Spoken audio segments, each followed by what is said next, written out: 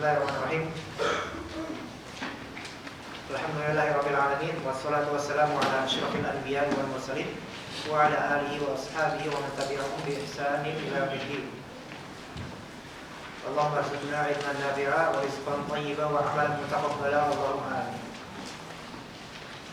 Kita kemarin telah mempelajari tentang mutawatir, ahad, kemudian sahih li dzatihi, sahih li ghairihi, hasan li dzatihi, hasan li ghairihi. Sahih?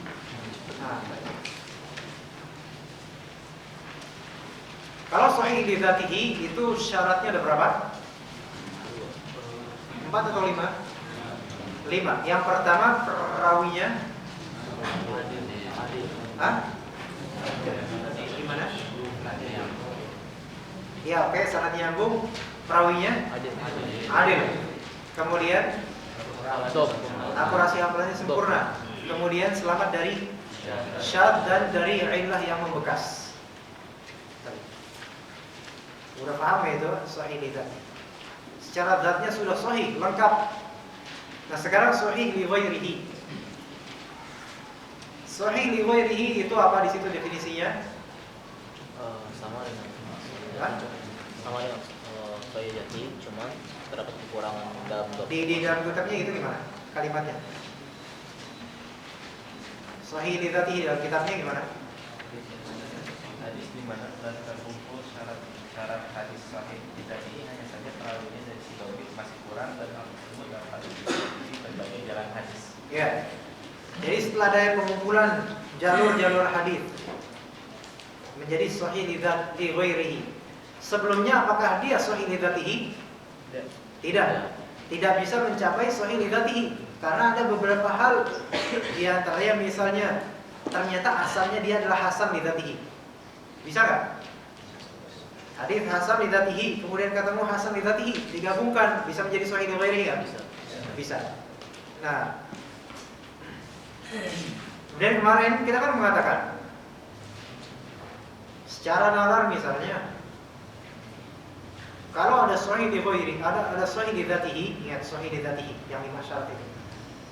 Kemudian ada hadis yang sama temanya dan hadis itu hasan li dzatihi. Apakah hasan li dzatihi ini bisa naik menjadi sahih li ghairihi?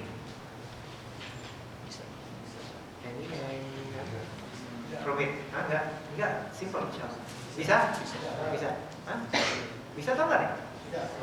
Tidak bisa. Tidak atau bisa?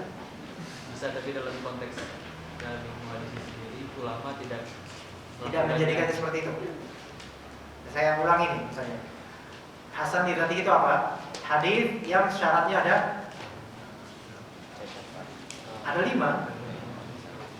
Perawinya thiqah. Ya. Kemudian tapi yang kurang adalah hafalannya. Tapi kurang hafalannya sih maksudnya lemah enggak? Enggak lemah. Bagus hafalannya. Tapi tidak atau kurang sempurna.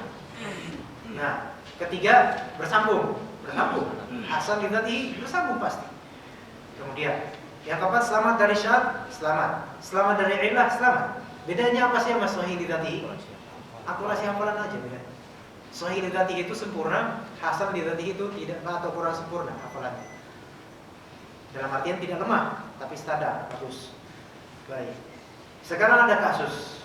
Ada satu sanad dia sahih li dzatihi dalam tema X misalnya. Kemudian ada sanad lain dalam tema yang X sama juga, tapi secara zat sanadnya itu hasan li dzatihi. Jadi ada 2 sanad, sahih li dzatihi, hasan li dzatihi. Mana yang lebih tinggi? Sahih li dzatihi. Nah, apakah bisa dengan keberadaan rekannya yaitu sahih li dzatihi ini, hasan li dzatihi menjadi sahih li ghairihi? Bisa. Secara nalar kita bisa. Tapi secara praktek ternyata memang tidak dilakukan. Maksudnya tidak dinilai begitu. Ya hasan li dzatihi ya sudah hasan li dzatihi. Begitu. Sahih li dzatihi secara sanad ya udah sahih li dzatihi. Ya dua-duanya sama-sama hujjah ya sudah. Ketika misalnya kita meriwayatkan hadis ini dengan sanad ini sanadnya sahih li dzatihi, kemudian matanya udah sahih. Bagaimana kita menghukuminya? Hadis ini adalah hadis sahih. Maksudnya sahih di sini sahih li dzatihi. Oke. Misalnya, oke, kita mau membahas hadis kedua, yang sanad kedua. Sanadnya apa tadi? Hasan li dzatihi. Tapi matanya ya, tentu matanya ikut sanad jadinya Pak hukumannya. Nah, sekarang kita cukup nggak menghukumi hadis ini hasan gitu saja? Cukup nggak? Kita bilang haditsun hasan, selesai. Cukup nggak? Atau harus kita bilang haditsun hasan walakinahu isnaduhu hasan, tetapi dia sahih li ghairihi? Enggak usah. Kita jawab sanadnya hasan. Di sini agak bingung mulai. Alhamdulillah. Enggak tahu bingung karena berpikir atau bingung urusan pada guru lain kan. Nah, ada sahih li dzatihi, ada hasan li dzatihi. Kemudian masih ingat hasan li ghairihi? Masih ingat ya? Masih ingat. Apa itu hasan li ghairihi? Ayo, apa di situ? Hadis dhaif. Hadis dhaif jiddan. No. Tidak dhaif jiddan.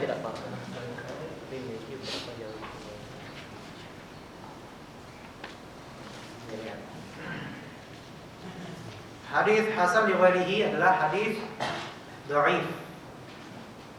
Hadis hasan li ghairihi adalah hadis dhaif. Udah cukup gitu? Enggak boleh. Hadis dhaif yang mana kedhaifannya dapat ditutupi, maksudnya dapat terangkat jadinya dengan banyaknya jalur hadis hingga sisi penerimaannya lebih dominan. Banyaknya jalur hadis itu berapa minimal? Cukup 2. Jadi ketika misalnya ada hadis dhaif, dhaifnya di sini tentu dengan syarat. Dan insya Allah nanti kita seiring berjalannya waktu kita akan paham syaratnya di sini dhaif yang luar biasa, dhaif yang seperti apa, dhaif yang bisa diangkat seperti apa, insya Allah akan kita pahami. Nah, ada misalnya sanad A dan sanad B dalam tema hadis yang sama. Sanad A dhaif. Dhaifnya dhaif ringan. Kenapa? Dhaif ringan. Perawinya semua thiqah. Baik, bagus, ada. Tetapi ada satu perawi yang su'ul hifz atau sayyi'ul hifz, yaitu buruk hafalannya. Itu sanad A. Sanad B. Sanad B di sini ya ada semua, tapi juga ada satu orang perawi yang buruk hafalannya sehingga menjadi dhaif. Dua-duanya dhaif kan? Dhaif. Tapi dhaifnya parah enggak? Enggak parah. Karena kedhaifan hadis disebabkan salah satu perawi yang buruk hafalan itu bukan kedhaifan yang sangat parah kan? Tapi kedhaifan yang ringan. Bisa nggak diangkat? Bisa jika ada jalur lain yang menguatkan dia dari hadis yang sejenis dengannya. Yaitu hadis dhaif juga yang seperti dia. Mau dicontohin? Seperti antum yang kemarin contohin ya Pak Ubi. Misalnya ada hadis dhaif di sini. A, B, C, D 4 sanad, kemudian nyambung ke anak. Kalau yang terdekat dengan anak apa ini? A, B, C, D. Yang sini ternyata semua thiqah Masya Allah. Tapi ada satu yang buruk hafalannya. Siapa yang mau? Ya misalnya Pak Wali. Kemudian di sini juga ada 4 orang juga, atau mungkin 5, lebih banyak. Ada satu yang buruk hafalannya. Anda gak dikenal ini. Mas Gisit nih ya? Mas Gisit aja, yang Anda kenal. Yang Anda kenal, karena tak kenal maka tak sayang kan. Kalau udah kenal kan berarti sayang, tapi jadi nggak apa-apa, nggak marah-marahan kita. Antum saya oleh lemah sanad. Nah, dalam tema yang satu, temanya apa? Waktu itu temanya apa? Masih ingat ya? Pak Bobi tertawa tiba-tiba. Pak Bobi tertawa tiba-tiba. Pak Bobi ketawa tiba-tiba. Apa perawinya? Enggak, misalnya Pak Presiden ketawa tiba-tiba. Misal, sanad dhaif. Dhaifnya biasa, digabungkan menjadi hasan li ghairihi. Nah, Oke, alhamdulillah. Misalnya nih, ini sanad dhaif. Baik. Ini sanad dhaif. Ternyata ada sanad baru atau baru ditemukan sanadnya. 4 orang, semua thiqah adil, Syekhul Islam, ulama. Sanadnya sahih li dzati. Berarti jauh peringkatnya di atas mereka ini. Sanadnya. Sanad yang C ini sahih li dzatihi, masyaallah. Sekarang apakah bisa yang hal ini mereka dikuatkan sehingga menjadi hasan li ghairi atau sahih li ghairi bisa? Sahih li ghairi bisa.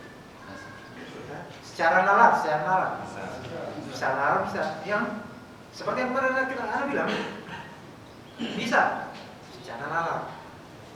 Karena apa? Ada kekuatan ini.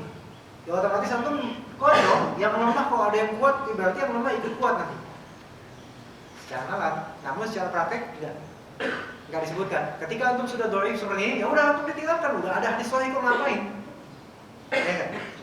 Ya udah. Antum matruk, maksudnya matruk di sini, maksudnya ditinggalkan hadis ini. Ketika ditemukan sanad sahih, ya kita meriwayatkan sanad sahih, kita hukumnya sahih, sudah selesai. Nah, gitu ya. Jadi kalau misalnya dhaif kemudian ternyata ada sahih di dzatihi, bahkan misalnya ini ada yang C ini, sanad C adalah sanad hasan li dzatihi misalnya.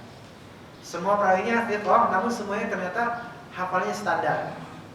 Nah, hasan li dzatihi secara nalar, oh ini bisa menguatkan antum semua, sanad A dan sanad B. Namun ternyata prakteknya tidak. Prakteknya adalah tebak. Antum udah, gak usah dianggap dhaif kok. Ya, sanad antum ini berdua, ini sanad C aja kita ambil. Ya, apakah kemudian sanad hasan li dzatihi ini menjadi naik menjadi sahih li ghairihi karena ada antum? Enggak lah, antum kan dhaif, ngapain? Udah dhaif masa menguatkan yang hasan? Enggak mungkin. Gambarnya paham Pak di sini? Mudah-mudahan paham ya. Insya Allah paham insya Allah. Nah, yang akhwat nggak tahu yang paham atau enggak. Hasan li ghairihi itu aslinya hadis dhaifnya. Sekarang sahih li ghairihi. Ada enggak sahih li ghairihi aslinya hadis dhaif? Ada enggak? Ada. Jawabannya secara praktek ada, secara teori ada. Yaitu ketika hadis dhaif yang kedhaifannya itu biasa, itu terkumpul jalurnya bisa sampai 7 sampai 10 atau lebih. Nah, jadi gini misalnya, ada satu jalur dhaif biasa, dhaif 2, dhaif sampai 10. Ya, 10 jalur ini semua dhaif dalam satu tema. 10 jalur yang berbeda dalam satu tema. Kemudian ketika dijamak digabung, oh ini dhaifnya semua biasa aja. Berarti bisa dikuatkan. Apakah kita menguatkan sehingga menjadi hasan li ghairihi? Sebagian ulama mengatakan cukup dia dinamakan hasan li ghairihi. Tapi sebagian ulama mengatakan karena jalurnya banyak, maka dia bisa sampai sahih li ghairihi. Saking banyaknya jalur, 10 atau lebih. Imam As-Sakhawi membatasi 7 sampai lebih. Syekh Al-Albani 10. Kalau ada 10 jalur berbeda dari satu tema dan hadis itu dhaifnya biasa, maka bisa terangkat ke sahih li ghairihi. Nah, berarti sekarang ada nggak hadis sahih yang disebut hadis sahih yang tadinya dhaif? Bisa nggak? Bisa nggak? Bisa.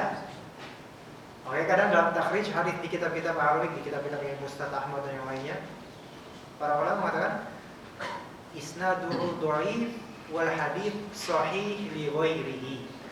Itu berarti sanad hadis ini dhaif, namun dia menjadi sahih li ghairihi karena apa? Karena ada mungkin 7 atau lebih jalur lain yang juga satu nasib dengannya dhaif. Tapi dhaifnya dhaif biasa. Ya. Nah, sekarang misalnya ada sanad 1 2 3 4 5 dhaif biasa. Tapi kemudian ada sanad 5 lagi. Yang 5 ini dhaif jiddan. 5 dhaif biasa, 5 dhaif jiddan dalam satu tema. Kalau dengan teori tadi, ini bisa terangkat gak? Bisa terangkat gak yang dhaif ini? 5 ini? Bisa, orang 2 aja bisa. 2 doang aja bisa, apalagi 5. Terangkatnya kemana? Hasan li ghairihi. Sampai gak ke sahih li ghairihi? Enggak sampai. Enggak sampai. Nah, paham di sini. Sekarang misalnya ada hasan li ghairihi 5. Ada apa? Ada dhaif biasa, dhaif ada 5 sanad. Kemudian dhaif jiddan 5 sanad. Kemudian ada hasan li dzatihi 1 sanad. Gimana jadinya? Kita ambil yang hasan li dzatihi lah, udah bagus aja. Ya, karena udah ada hadis maqbul buat apa? Jadi ketika ada hadis dhaif biasa disandingkan dengan hadis maqbul secara dzat, yaitu sahih li dzatihi dan hasan li dzatihi, maka yang dhaif itu udah enggak usah diambil. Itu hadis maqbul li dzatihi saja yang kita ambil. Insyaallah bisa paham ya. Enggak apa-apa, antum enggak begitu paham sebenarnya, enggak apa-apa. Diademin aja. Ya. Oke. Baik, kita sekarang menuju ke berbagai macam hadis yang tertolak. Sekolah ya. Kalau hadis dhaif itu beda tema. Lagi ngomongin, tapi kan ada hadis itu bisa menjadi penguat ketika beda tema namun ada faedah yang sama dalam itu. Tapi yang jadi hasannya faedahnya atau keseluruhan hadis dhaif? Waris maksud. Kan misal ngomongin bla bla bla bla bla, ada satu tema yang sama. Iya. Satu tema yang sama. Yang panjang itu hadis dhaif atau bukan? Dhaif. Dhaif. Nah, jadi hadis dhaif ini keseluruhan menjadi hasan atau temanya ini aja menjadi hasan? Dia bisa juga bisa. Hadis dhaif ini keseluruhannya menjadi enggak, temanya aja. Jadi cuma itu temanya. Temanya aja. Di sini wallahu alam, kalau ada maklumat lagi ketika berkaitan dengan tema itu maka bisa ikut maklumatnya. Namun kalau misalnya berkaitan dengan hal-hal lain, wallahu alam itu tidak ikut. Bisa, wallahu alam. Jadi mungkin lebih tepatnya kita katakan temanya di sini yang bisa dijadikan sebagai hal yang makbul. Ketika hadis kita sebutkan misalnya jauh pembicaranya, tetapi ada satu hal yang bisa menguatkan yang lain. Ya, satu kalimat bisa menguatkan sebuah hadis dhaif lain misalnya. Ya. Begitu maksudnya. Iya. Itu mungkin lebih amannya dipilih temanya. Adapun yang selain-selainnya yang berbicara tentang lain memerlukan penguat lain dari makna hadis lain. Wallahu a'lam. Paham? Berbagai macam hadis yang tertolak. Dari segi ditolak atau diterimanya, hadis terbagi menjadi 2. Imma maqbul, imma mardud. Sebenarnya ada juga yang 3, yaitu abstain. Golput. Nah, itu ketika perawi itu mubham.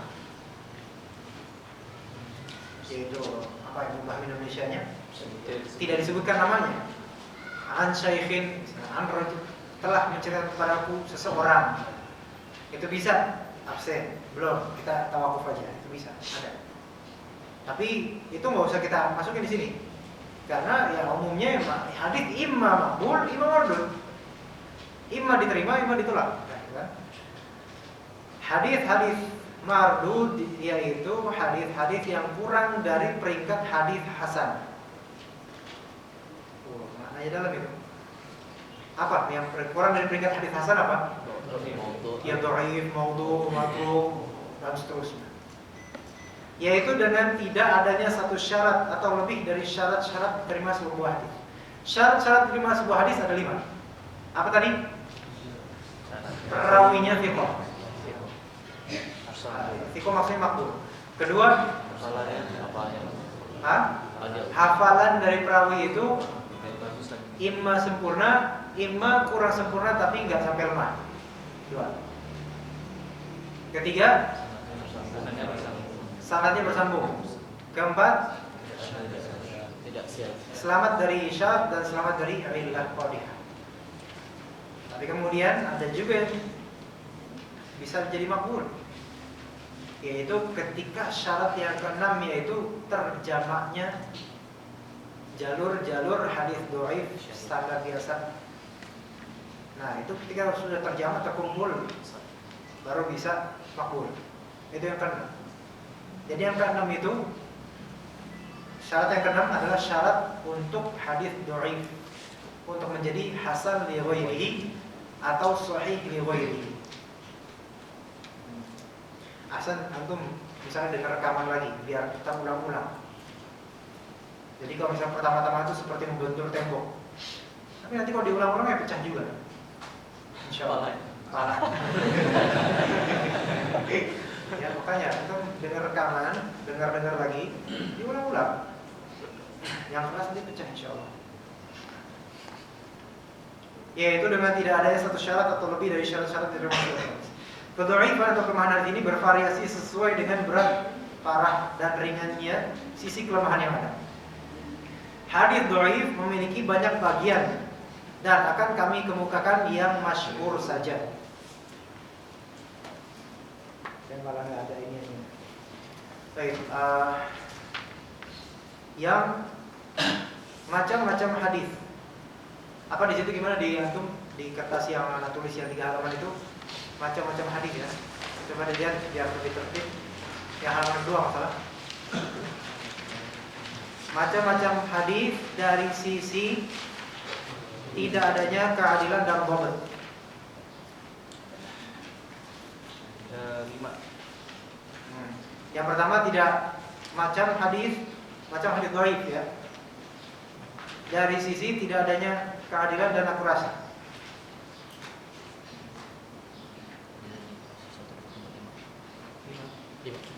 Iya. Kenapa? Ya sudah. Mukhtalif, munkar, mubham, matruk, maupun ya. Keadilan di sini maksudnya adalah hal yang menjadikan pelakunya itu berada di atas ketakwaan dan menjauhi perkara-perkara buruk atau apapun yang dapat mencederai kewibawaan. Itu adalah maksudnya. Adalah itu adalah ketakwaan, menghindari hal-hal yang buruk dan menghindari apa yang menyebabkan runtuhnya kewibawaan. Ketakwaan misalnya, kalau dia fasik, apakah adil? Nah, di sini nanti ada tafsilan perincian lagi. Karena takwa di sini bisa saja kalau secara zahir kita mengeluarkan semua jenis pelaku bidah. Tetapi realitanya Imam Bukhari, Imam Muslim pun meriwayatkan dari ahli bidah dalam sahih. Tapi tetap dianggap thiqah. Nah, itu nanti ada perinciannya. Ya, dalam perawinya Bukhari juga ada yang mutasyayyi'un atau syiah. Tapi tetap dianggap thiqah. Ya. Kemudian menjauhi hal-hal yang buruk. Kemudian menjauhi hal-hal yang menyebabkan muru'ah atau kewibawaan atau semacamnya itu runtuh. Misalnya ada perawi, dia jalan di pedesaan sambil ngemut dot bayi misalnya. Nah ini orang-orang dijarah langsung. Tidak layak orang seperti ini, nggak menjaga muru'ahnya sebagai perawi. Nah itu dijarah seperti itu.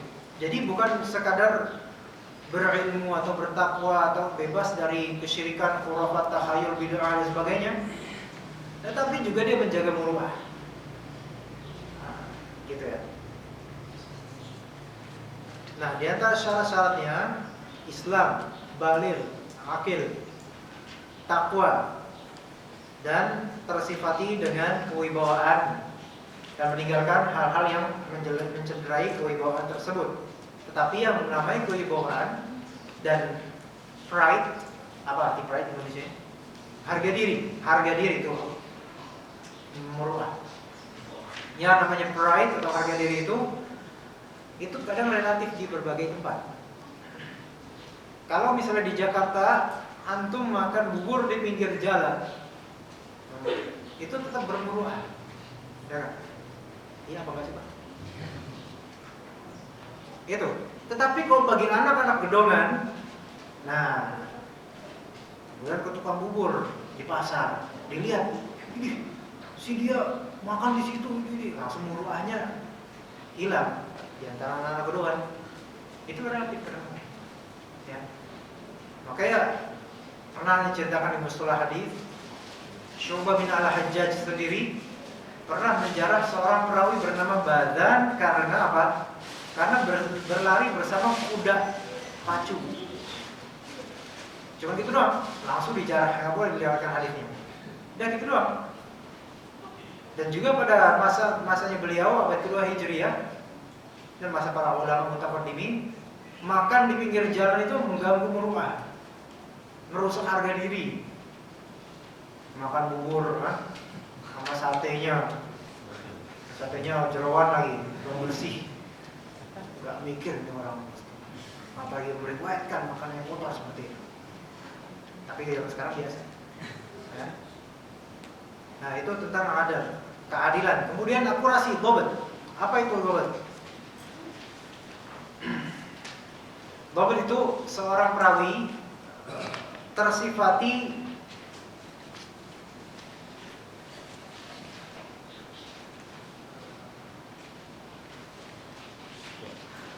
dan kemantapan. Ya. Kemantapan di sini kemantapan kesadaran. Ya. Karena ini maksudnya kemantapan kesadaran yaqdhah. Lawannya yaqdhah itu ghaflah. Kalau misalnya ada seseorang perawi dia mereka hadis, tapi kerjanya bengong, ngelamun. Ya dirahmat. Lama. Ya, mesti orang ini stres atau banyak pikiran, banyak urusan, gak layak jadi perawi. Dia memang bangun, terjaga, namun pikirannya, alam pikirannya gak terjaga. Nah ini gak dhabt orang seperti ini.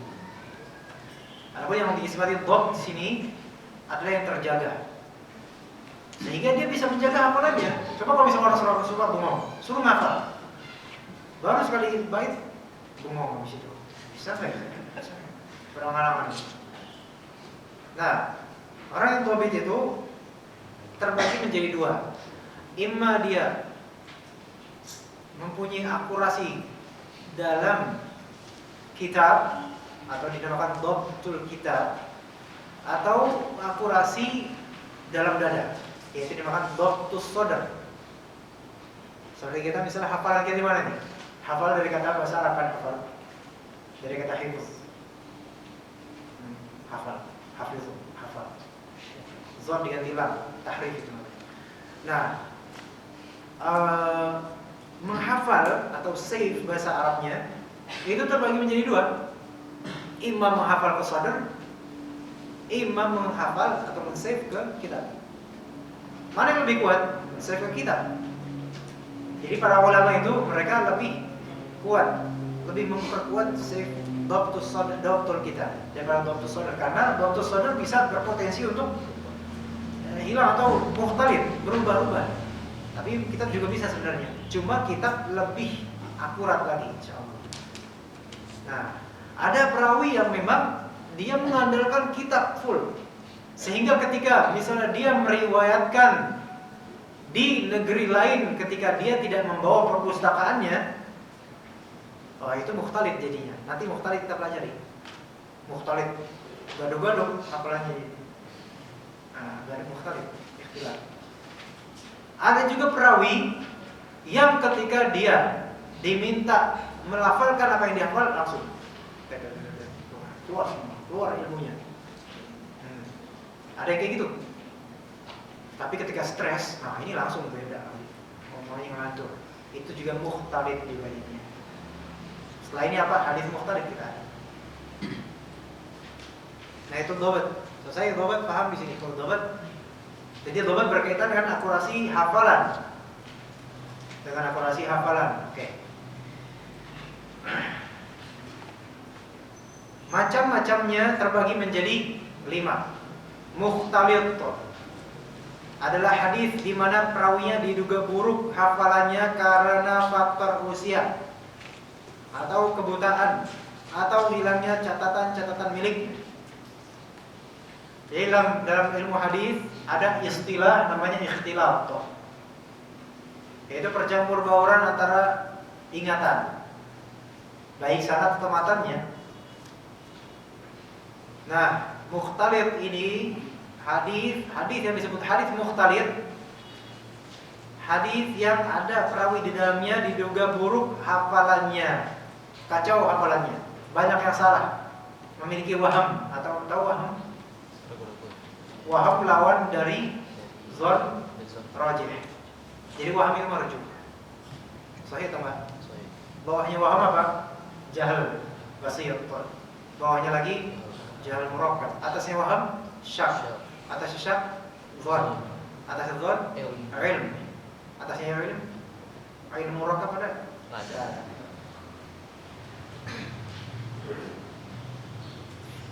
Hilang hafalannya karena atau kacau hafalannya karena satu faktor usia.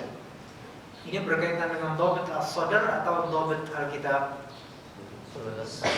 Dhabt as-sadr. Karena misalnya orang yang perawinya udah usia 90, kitabnya tetap aja seperti itu. Enggak ikut-ikutan 19 years old. Enggak ikut-ikutan 90 tahun kemudian ribut kitabnya. Jadi kok enggak jelas. Nah, itu dhabt as-sadr. Kebutaan misalnya. Berkaitan dengan apa ini? Kitab. Dhabtul kitab. Ya, oke. Bisa. Tapi bisa juga dhabtul sadr. Yaitu ketika misalnya buta kemudian dia kepikiran misalnya. Bisa. Ya enggak? Dan enggak bisa murojaah lagi. Bisa. Kemudian hilangnya catatan-catatan miliknya. Berkaitan dengan dhabtul kitab. Ada juga karena terbakar kitabnya, dhabtul kitab.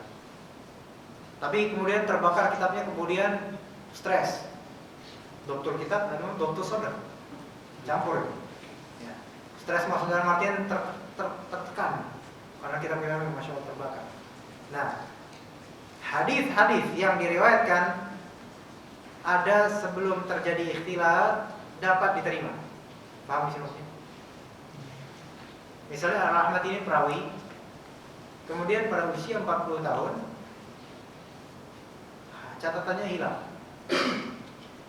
note-nya hilang, notebooknya hilang, karena dia menggunakan dhabtul kitab, dhabtul laptop. Iya, sekarang kita laptop, nggak bisa kita beneran capek tangan nulis. Kata antum, bukan kata anda. Hadis-hadis yang diriwayatkan ada sebelum terjadi ikhtilat dapat diterima. Pada usia 39 tahun, Taufik meriwayatkan dari Rahmat. Rahmat usia 40 tahun terpisah dari Taufik. Nah, setelah 40 tahun Rahmat masih tetap berprofesi sebagai perawi. Misal, kemudian datanglah Agus, Asep. Itu Pak Asep. Ini siapa itu? Faris. Datang anak mukhtalif kok soalnya. Faris kemudian datang usia mau berguru pada Rahmat. Suatu kesalahan terbesar bagi Faris. Nah, Faris datang ke Rahmat pada usia 41 tahun. Meriwayatkan dari Faris. Sebenarnya Rahmat ketika itu kalau nggak ada laptopnya, nggak ada notebooknya, nggak bisa ya. Akhirnya meriwayatkan tetap. Sekarang perawi mana antara Faris dan Taufik yang kita terima? Taufik tentu saja. Karena Taufik meriwayatkan sebelum dia berikhtilat, mukhtalif. Itu jika apa? Jika ikhtilatnya syadid. Jika ikhtilatnya itu buruk. Adapun jika ikhtilatnya sedikit-sedikit, itu perawi ya, wajar manusia. Ya. Jadi ini ada tafsir, ada perincian.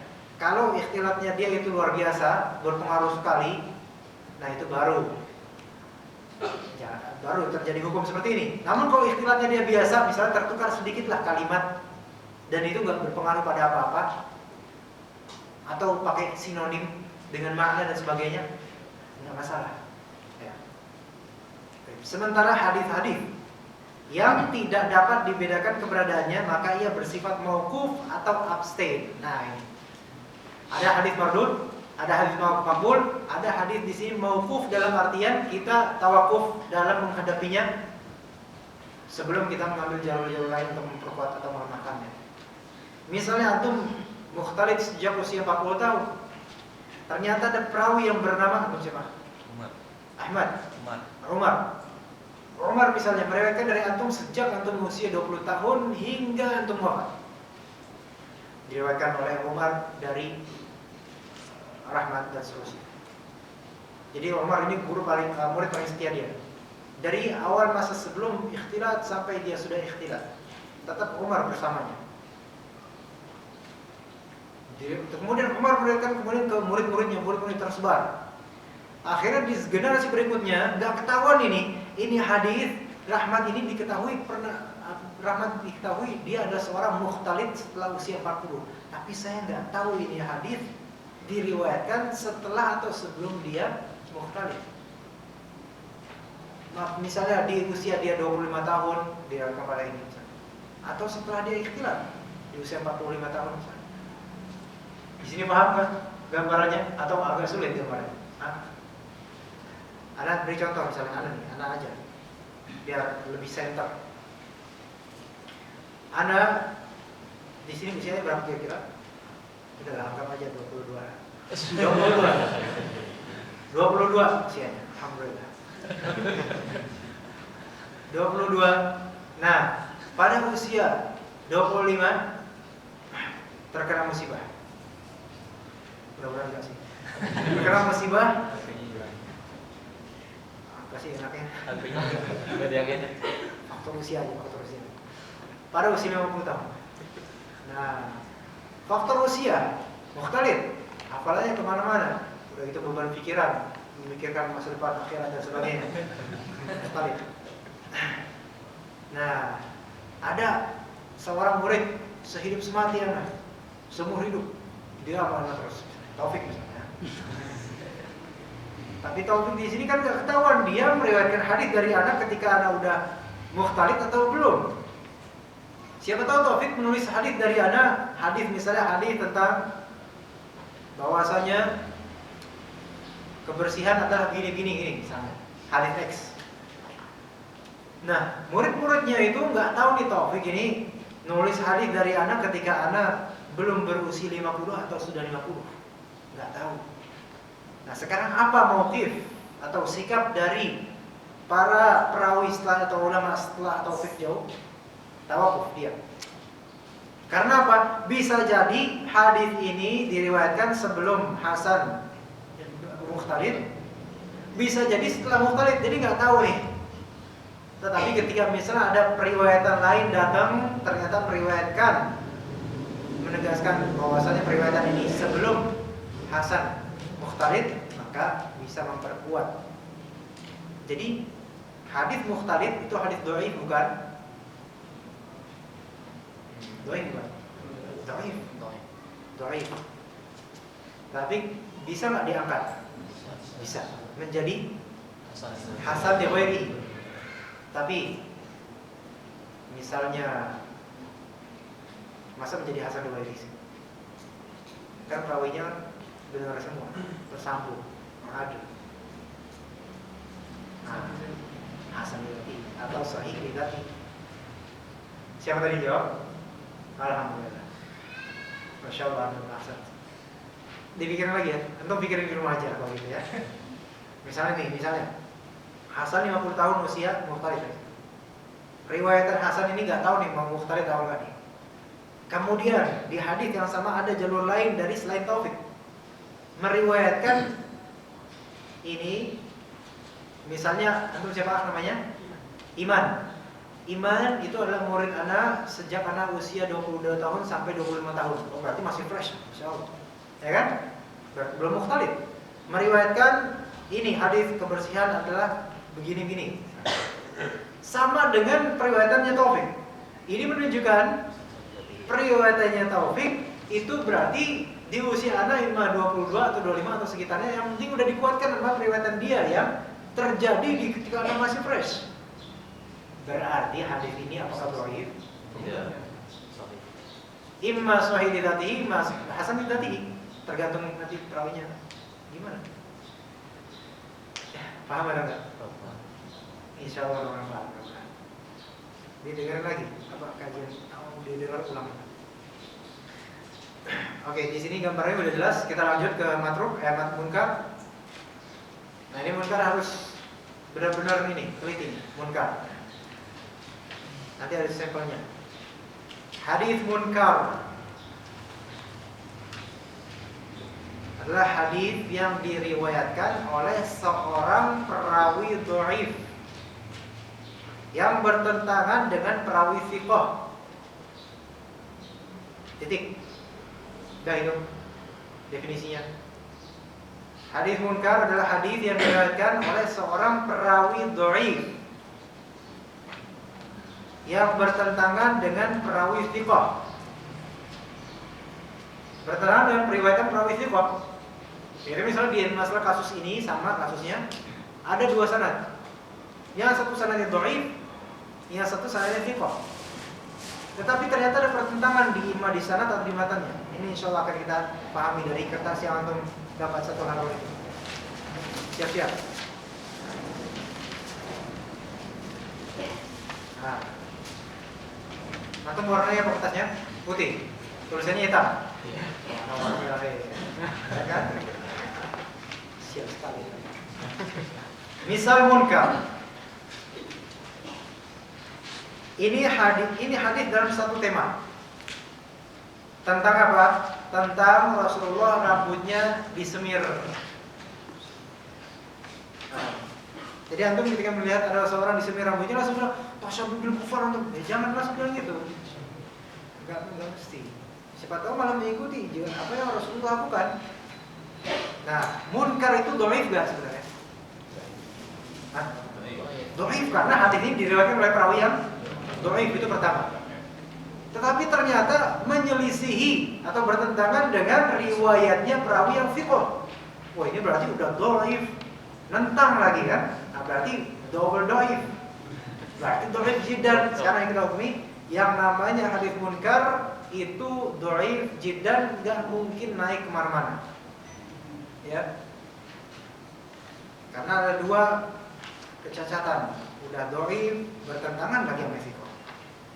Misal munkar. Ini jadi nama bis atau nama situs keren. Misal munkar. Ada yang sebelah kiri, ada yang sebelah kanan. Yang manakah yang dhaif? Atau tebak aja dulu. Ya. Yang manakah yang dhaif? Apakah yang paling kiri atau yang banyak ini?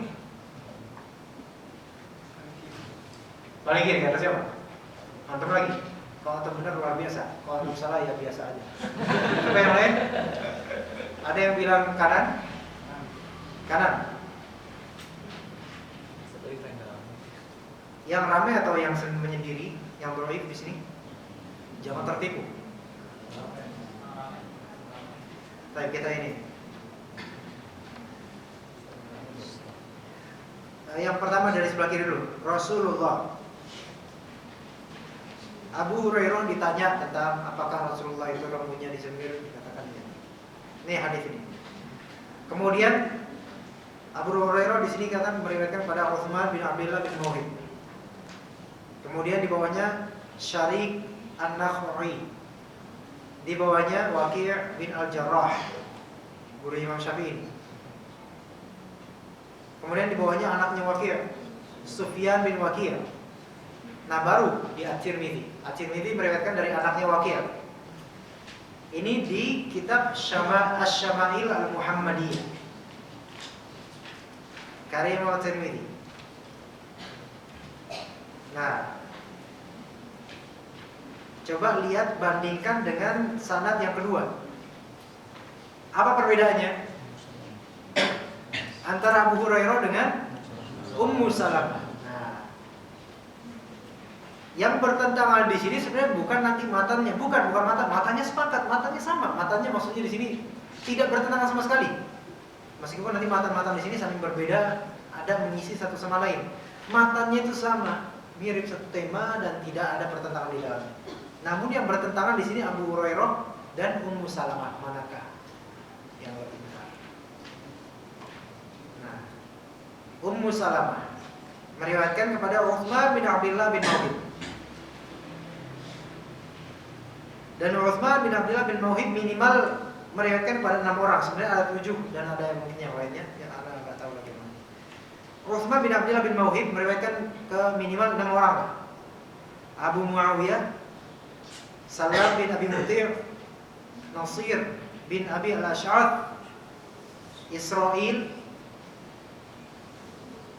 Mansur bin Dinar, Abu Hamzah As-Sukkari. Gula. Anak kasih tahu sekarang, Mansur bin Dinar itu dhaif. Antum cek, itu, ya antum tandain dot gitu.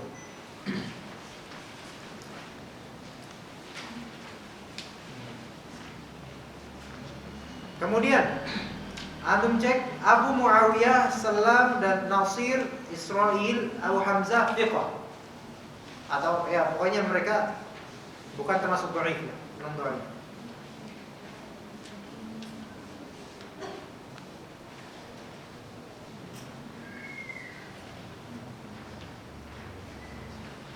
Kemudian antum cek Syarik An-Nakhu'i itu dhaif.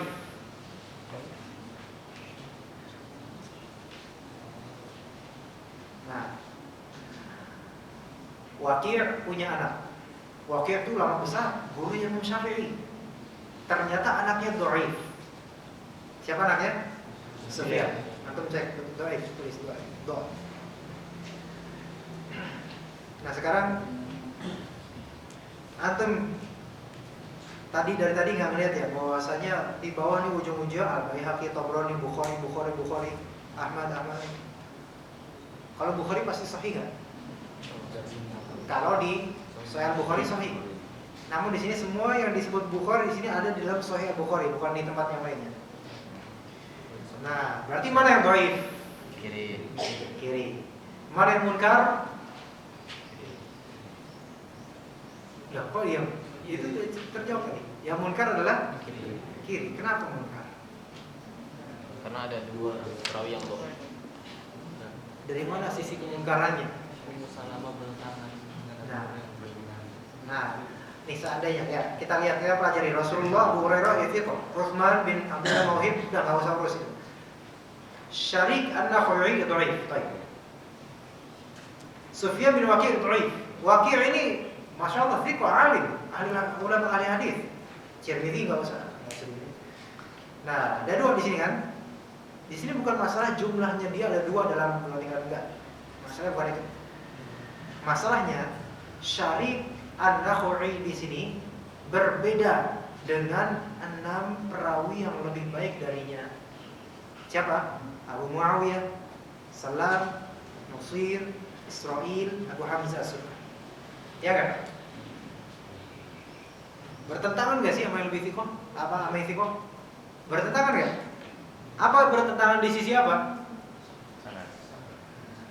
Di sisi sahabat yang meriwayatkan dan Rasulullah, tentang Rasulullah. Kalau yang Syarik itu Abu Hurairah, kalau Ummu Salamah, kalau yang 6 ini atau 7 ini Ummu Salamah. Sekarang jika dhaif menyendiri seperti ini bertentangan dengan thiqah, maka ulama wah pasti masalah ini. Apalagi kan dhaif. Dhaif kita tahu dhaif kenapa dhaif? Dhaif imma karena fasik, ya. Imma karena sayyul hifdz, hafalannya buruk. Bisa aja hafalan buruk. Apalagi di sini ada 2 orang yang dhaif. Nah, berarti sanad yang kiri munkar. Kebalikannya, sanad yang sebelah kanan, sanad apa namanya? Ma'ruf. Amar ma'ruf nahi munkar. Kayak ada ma'rifah, ada nakirah, ada amar ma'ruf, ada nahi anil munkar. Di sini juga ada hadis munkar, lawannya hadis ma'ruf. Ya, jadi itu istilah-istilah. Sementara Mansur bin Dinar itu dhaif. Baik. Sekarang Mansur kita pelajari dari Abu Muawiyah, Hashim bin Qasim, Ahmad, Taib, Sahih, oke. Salam bin Abi Mutir bercabang ke murid-muridnya meriwayatkan hadis ini. Ke Abdurrahman bin Mahdi, Masya Allah, Imam ahli hadis, Ahmad, Taib. Kemudian Yunus bin Muhammad, ke Abu Bakar bin Wajah dikatakan makbul. Musa bin Ismail Al-Bukhari, Masya Allah, selesai. Nusair atau Nasir bin Abil Ash'ad, Abu Nuaim di sini bukan Abu Nuaim Al-Asfahani pengarang Hilyatul Awliya, itu jauh lagi itu abad ke-5 itu. Al-Bukhari, baik, sanadnya bagus. Israel Malik bin Ismail Al-Bukhari, bagus. Sekarang ini Mansur bin Dinar, Abu Asim, Muhammad bin Ma'mar, Ahmad bin Zuhair, At-Tabrani, cacatnya di mana? Di Mansur bin Dinar. Berarti sanad ini dhaif enggak? Dhaif. Dari Tabrani, Ahmad, Muhammad, Abu Asim, Mansur, Uthman, Ummu Salamah, Rasulullah, mana yang cacatnya? Di siapa? Mansur, dhaif. Berarti sanad ini dhaif enggak? Apakah dia kemudian kita katakan Hasan Riwayi? Enggak usah kita aja. Karena apa? Udah banyak di sini hadis. Sahih. Buat apa? Nah, ya. Abu Hamzah Sukari dan seterusnya Al-Baihaqi, di sini Anda belum tahu ini apa Hasan atau dhaif, belum tahu. Tapi yang penting kita sekarang udah tahu sisi mana yang cacatnya di sini perawinya. Sumbernya kemungkinan besar di Syarik An-Nakhai, bukan di Sufyan bin Waqi'. Kemungkinan besar. Ya. Dari Utsman ke bawah ada 8 perawi, ternyata Syarik An-Nakhai ini yang beda sendiri. Bahkan Mansur bin Dinar yang sama-sama dhaif pun meriwayatkan tentang Ummu Salamah sesuai dengan yang sahih. Nah, sekarang kita sebut sanadnya Imam Ahmad dan Imam Bukhari sahih atau enggak? Sahih. Sekarang sanadnya Tabrani di sini kita katakan sahih li ghairihi, hasan li ghairihi, dhaif atau sahih? Dhaif, sudah selesai. Kemudian sanadnya At-Tirmidzi kita katakan munkar, dan munkar di sini bagian dari dhaif. Adapun dhaif yang Tabrani di sini adalah dhaif. Bukan dhaif yang berlawanan dengan sahih. Dhaif biasa. Adapun dhaifnya At-Tirmidzi yaitu Syarik An-Nakhai itu sanad ini dhaif yang berlawanan dengan sahih. Berlawanan dari segi apa? Berlawanan dari segi nama sahabat yang meriwayatkannya, dia menyendiri dan ternyata dia dicurigai berlawanan seperti ini, menyendiri dan juga dhaif, ya udah lepas sekali jadinya. Paham di sini munkar? Ini baru munkar untuk sanad, belum nanti munkar untuk matan. Ada lagi contoh-contohnya. Ini baru satu contoh dari satu kategori dalam sekian kategori di dalam kategori munkar. Dan ini Anda menulis ini, meneliti ini nggak tahu berapa jam sebenarnya. Kalau dilihat dari Anda sebelumnya mengambil sanad-sanad ini dari Syama'il, Baihaqi dalam Ilmu Nubuwah, dari Tabrani Mu'jam Al-Kabir, Bukhari Sahih, Ibnu Majah Sunannya, Ahmad berapa? 1, 2, 3, 4, 5, 6 kitab. Sudah selesai 6 kitab untuk pelajari. Paham di sini? Paham. Sekarang hadis mubham. Ada pertanyaan? Ada? Bertanya karena udah tahu atau bertanya karena kita terus sama sekali bawa anak? Bagaimana kalau misalnya? Tafadhol Pak. Bagaimana misalkan ada 2 hadis?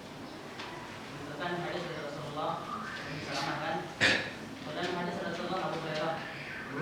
Antara satu ada 2 hadis yang sama-sama diriwayatkan dari yang satu hadis diriwayatkan dari jalan Ummu Salamah, yang satunya dari jalan Abu Hurairah dengan anak seperti ini misalkan.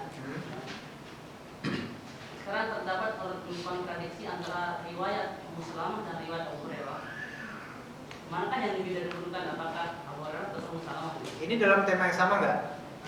Temanya sama? Tema matan? Hadisnya kontradiksi.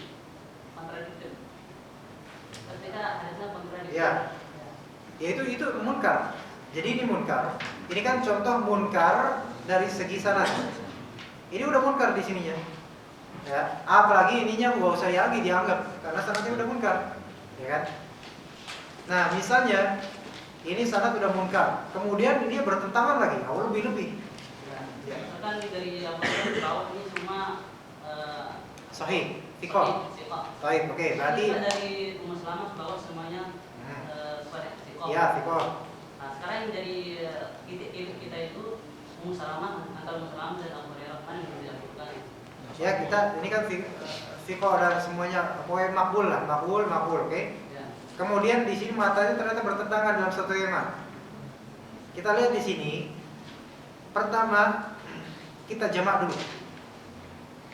Kompromikan. Apakah ini bertentangan karena awalnya aja kita bertentangan, tapi kalau misalnya dipikir-pikir, oh bisa kok dijamak? Bisa kan? Kemudian, kalau misalnya nggak bisa dijamak, coba dijamak di sini bisa dan lain-lain. Coba misalnya antum cari tarikh atau sejarahnya, apakah ini nasikh dan mansukh? Karena bisa jadi kontradiksi karena nasikh dan mansukh. Itu dua dulu. Kemudian apakah kalau misalnya nggak bisa dapat ini nggak mungkin nasikh dan mansukh.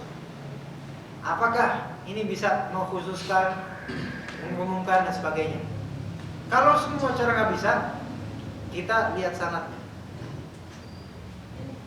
Kalau ternyata sanad yang satu, misalnya Abu Hurairah sanadnya ini bahwa ternyata lebih perahunya itu lebih thiqah dibandingkan ini, berarti ini namanya hadis mahfuz.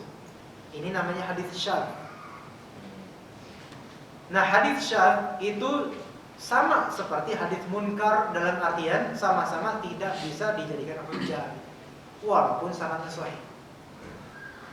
Kenapa? Karena kontradiksi dengan hadis lain yang bersanad sahih, bahkan lebih sahih darinya. Jadi ada dua misalnya. Dua gambaran. Ada hadis sahih ketemu hadis sahih, tabrakan di mana? Hadis sahih ketemu hadis sahih, tabrakan di mana? Setelah diteliti, udah nih nggak bisa mana ya? Oh, bertabrakan banget lah, kontradiktif banget. Setelah diteliti ternyata hadis yang A ini para perawinya jauh lebih atau lebih sahih daripada yang ini. Berarti yang ini jadi dinamakan syadz, beda, aneh, ganjil, syadz. Yang ini menjadi hadis mahfuz, sahih dan tetap dijadikan sebagai hujjah. Adapun yang ini menjadi dhaif. Dhaif dari segi bisa atau tidak dia dijadikan hujjah, nggak bisa. Tapi secara sanad sahih, thiqah, bisa kayak gitu. Nah, itu gambaran satu. Jika sahih atau makbul bertabrakan dengan makbul. Misalnya ini sahih, ini hasan, bertabrakan, nggak bisa lagi dikompromikan, nggak bisa dinasakh. Berarti udah kita ambil yang sahihnya karena lebih kuat daripada yang hasan. Yang ini berarti hadis syadz, ini hadis mahfuz namanya. Mahfuz artinya disimpan, diambil. Kalau syadz itu artinya menyendiri, aneh. Kita biarin, nggak boleh dijadikan hujjah. Nah, ada yang lebih parah dari gambaran itu, yaitu apa? Ketika hadis makbul atau sanad makbul bertemu dengan sanad dhaif. Sanad makbul bertemu dengan sanad dhaif. Kontradiksi di makna, di matan, atau kontradiksi di lisan bisa.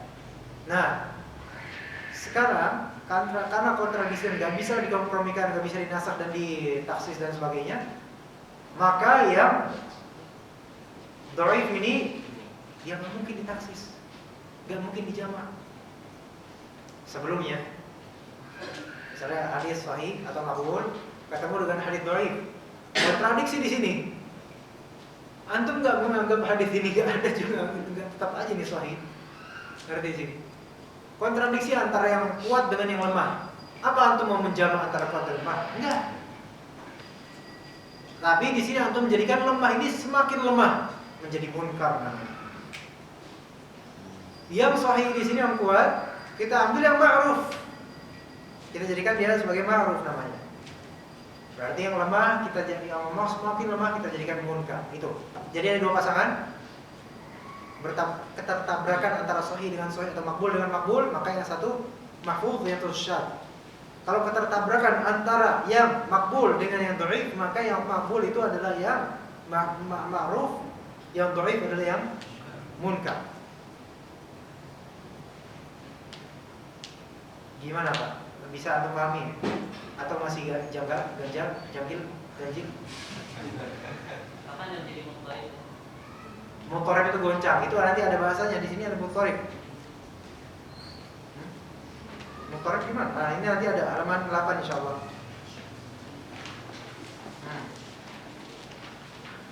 Nanti insyaallah mutorib itu ada insyaallah. Kita bahas nanti insyaallah ya. Sekarang hadis mubham adalah hadis yang perawinya tidak diketahui. Di sini kata majhul. Majhul itu juga ada istilah-istilah lagi. Ada majhulul hal, ada majhulul ain.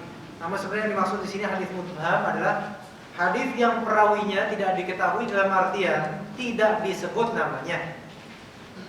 Ibham, tidak disebut namanya. Telah bertanya seorang rajul pada Ma'mar bin Rashid misalnya.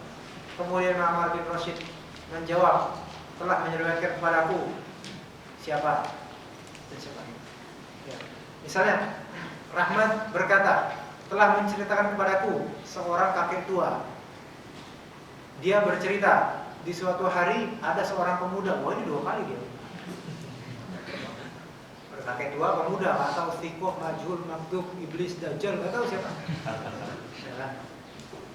Nah, hadis mubham ini termasuk hadis dhaif. Namun sebelumnya ibham itu terjadi ada dua macam ibham. Yang pertama, ibham dari segi tempatnya di mana. Terbagi menjadi 2. Ibham terbagi menjadi 2 macam. Macam pertama dari sisi lokasi tempatnya. Maksudnya lokasi di sanad atau matanya. Itu terbagi menjadi 2. Yang pertama ibham di sanad, yang kedua ibham di matan.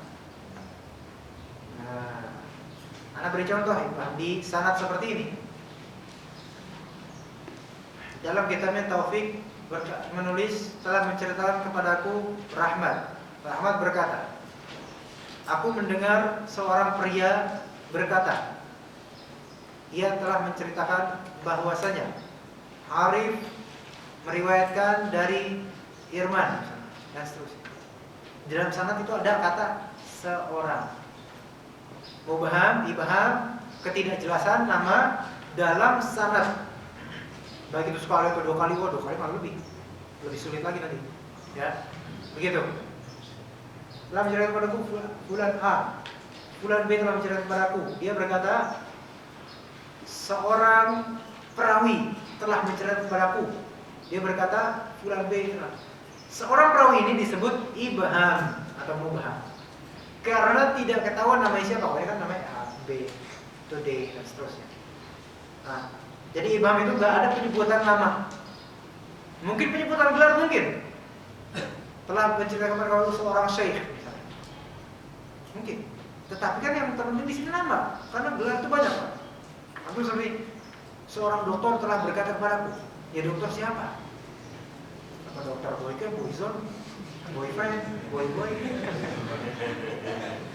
Nah, kan banyak. Sehingga nggak ketahuan, mubham, majhul, nggak ketahuan nih siapa nih. Majhul dalam artian memang nggak ketahuan siapa orangnya nih. Bukan nggak ketahuan namanya, bukan nggak ketahuan namanya aja, iman namanya apalagi orangnya gitu kan. Nah, di sini masuk ke mubham, ibham dalam sanad. Sekarang ada ibham dalam mata. Di antaranya, misal contoh dari fulan, fulan apa? Disebut namanya semua. Kemudian ketika Umar bin Al-Khattab berkata, atau Abu Sa'id Al-Khudri berkata, seseorang telah bertanya kepada Rasulullah. Nah, seseorang telah bertanya kepada Rasulullah. Seseorang di sini ibham bukan? Ibham. Tapi ini ibham di matan. Ngerti gak sih? Nah, itu bedanya.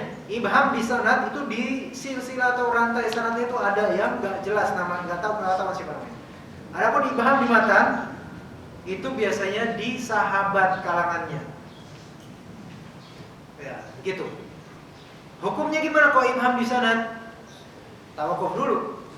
sebelum antum mendapatkan kejelasan misalnya dari jalur lain misalnya. Siapa tahu di jalur lain disebutkan, bisa. Di jalur ini ternyata disebutkan, di jalur lain disebutkan, dan seterusnya. Tapi kalau ketika misalnya di jalur lain ternyata disebutkan, ternyata yang mubham ini, oh ternyata dia dhaif orangnya, berarti yang mubham ini kita hukumi dhaif. Siapa tahu yang diibhamkan karena orang ini nggak mau ketahuan mau perawi dusta atau perawi baik. Ya begitu, paham di sini. Nah kemudian kalau ibhamnya terjadi pada matan, apa yang kita anggap? Dhaif atau makbul atau enggak? Makbul. Kenapa? Umar menceritakan seseorang bertanya kepada Nabi. Berarti apa seseorang itu siapa? Sahabat. Antum sepakat sahabat? Belum tentu. Orang-orang banyak. Bisa aja orang kafir bertanya. Loh, ya kan? Orang kafir nggak ada fiqh, nggak ada yang adil. Nah, gimana jadi? Nggak mau kita terima. Kenapa? Karena di sini makomnya bukanlah dia yang menjadi perawi sebenarnya. Iya kan? Umar berkata telah menceritakan seseorang kepada Rasulullah, telah bertanya seseorang kepada Rasulullah. Nanya doang. Nah, emang salah nanya. Nggak ada ibros siapapun dia nggak juga masalah. Nggak tahu siapa namanya nggak masalah. Yang terpenting adalah Umar meriwayatkan dari Rasulullah. Gitu. Misalnya seorang kafir bertanya kepada Rasulullah, apakah di kitabmu ada begini? Rasulullah menjawab, ya. Apakah di sini kita mempermasalahkan orang kafir itu siapa namanya? Adil, dobel, nggak usah. Walaupun dia bukan sahabat kafir. Ya, baik. Itu macam pertama dari apa tadi? Ibham dari segi situs atau tempatnya. Adapun ibham dari segi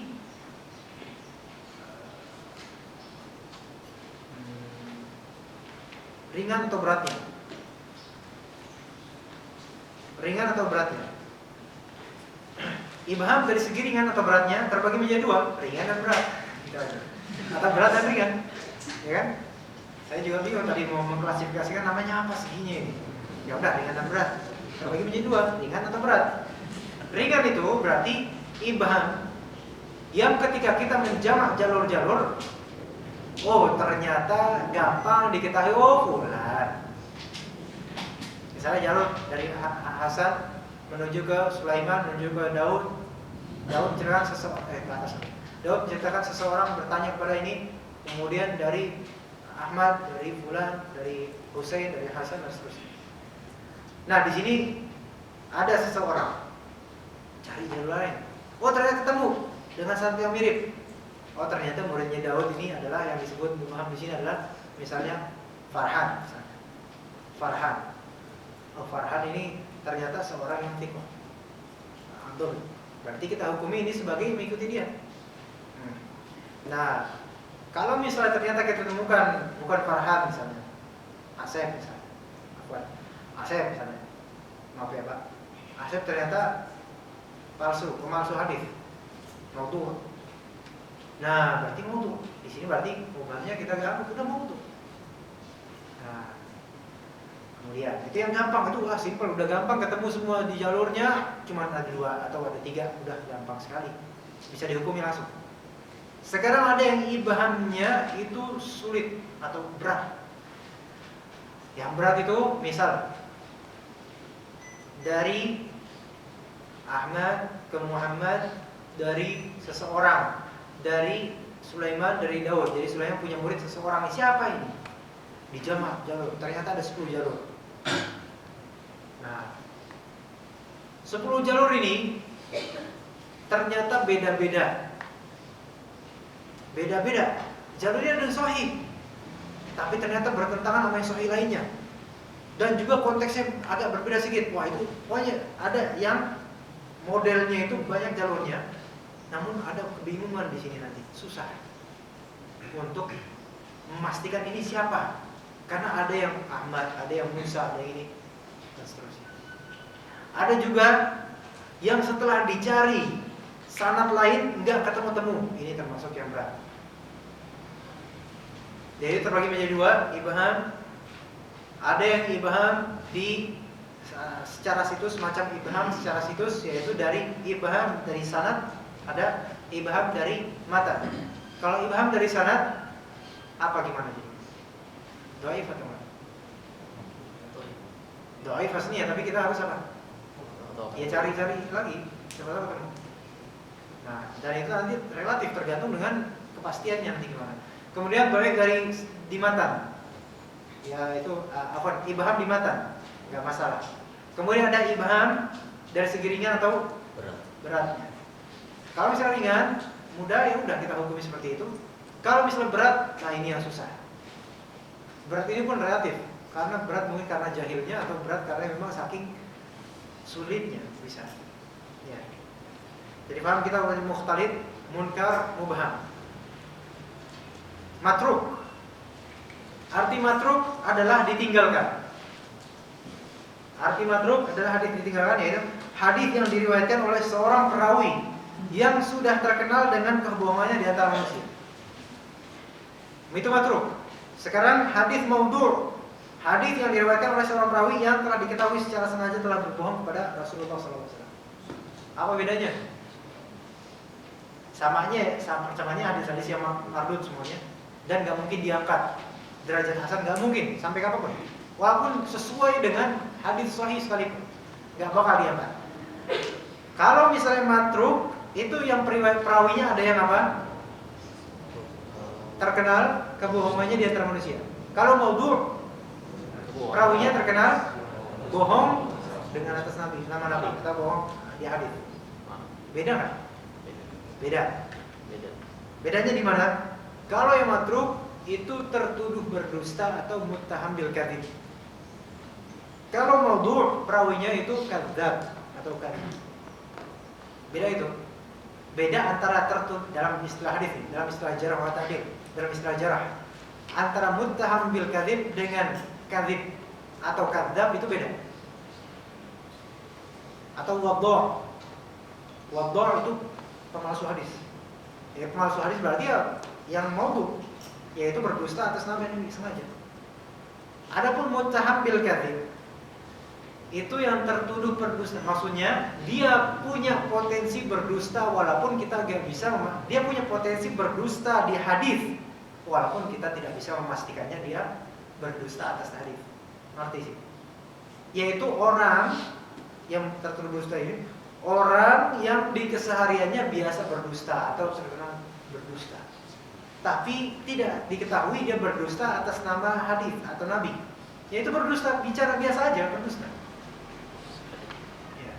Misalnya istri saya tadi begini atau mamerin apa dan sebagainya, berdusta dia. Yang kayak gini berarti dia muttaham bil kadzib. Saking hati-hatinya para ahli hadis.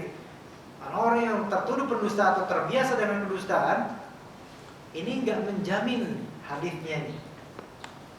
Lebih buruk daripada buruk hafalan. Karena dia nggak menjaga lidahnya misalnya. Nah, jadi hadisnya dinamakan matruk.